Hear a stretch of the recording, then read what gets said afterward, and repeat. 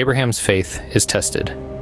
Genesis chapter 22. Sometime later, God tested Abraham. He said to him, "Abraham."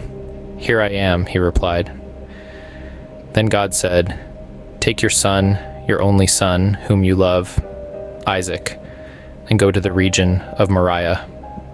Sacrifice him there as a burnt offering on a mountain I will show you." Early the next morning, Abraham got up and loaded his donkey. He took with him 2 of his servants and his son Isaac. When he had cut enough wood for the burnt offering, he set out for the place God had told him about. On the 3rd day, Abraham looked up and saw the place in the distance. He said to his servants, "Stay here with the donkey while I and the boy go over there.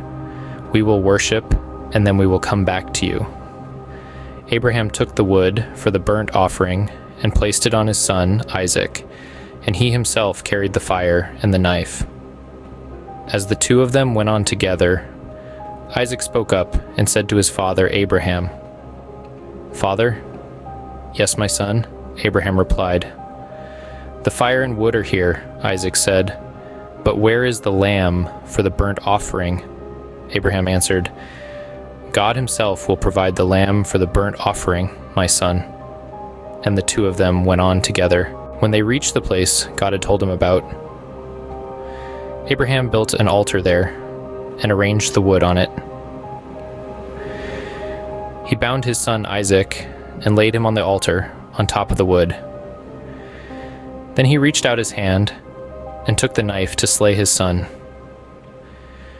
But the angel of the Lord called out to him from heaven, "Abraham, Abraham." "Here I am," he replied. "Do not lay a hand on the boy," he said. "Do not do anything to him. Now I know that you fear God, because you have not withheld from me your son, your only son." Abraham looked up, and there, in a thicket, he saw a ram caught by its horns. He went over and took the ram and sacrificed it as a burnt offering instead of his son. So Abraham called that place, "The Lord will provide." And to this day it is said, "On the mountain of the Lord it will be provided." The angel of the Lord called to Abraham from heaven a second time and said, "I swear by myself, declares the Lord, that because you have done this and have not withheld your son, your only son, I will surely bless you and make your descendants as numerous as the stars in the sky and as the sand on the seashore. Your descendants will take possession of the cities of their enemies, and through your offspring, all nations on earth will be blessed, because you have obeyed me." Then Abraham returned to his servants, and they set off together for Beersheba. And Abraham stayed in Beersheba.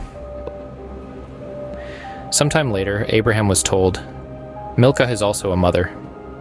She has borne sons to your brother Nahor, Uz the firstborn, Buz his brother, Kemuel, the father of Aram, Kesed, Hazo, Pildash, Jidlaph, and Bethuel. Bethuel became the father of Rebekah. Milcah bore these 8 sons to Abraham's brother Nahor. His concubine, whose name was Reumah, also had sons, Tebah, Gaham, Tahash, and Maacah. This is the word of the Lord. In this chapter of Genesis, we witness one of the most profound tests of faith in the Bible. Abraham's unwavering obedience to God, even in the face of sacrificing his son, underscores the depth of his faith and the significance of trust in God's promises. This story is a powerful reminder of God's provision and the importance of faithfulness. Thank you for joining us on BMore with God, as we explored this challenging yet faith-affirming passage. If this video has moved you or provided new insights, please like, share, and subscribe for more deep dives into biblical narratives together. Let's continue to seek understanding and find encouragement in God's Word. Stay blessed and keep faith in your journey.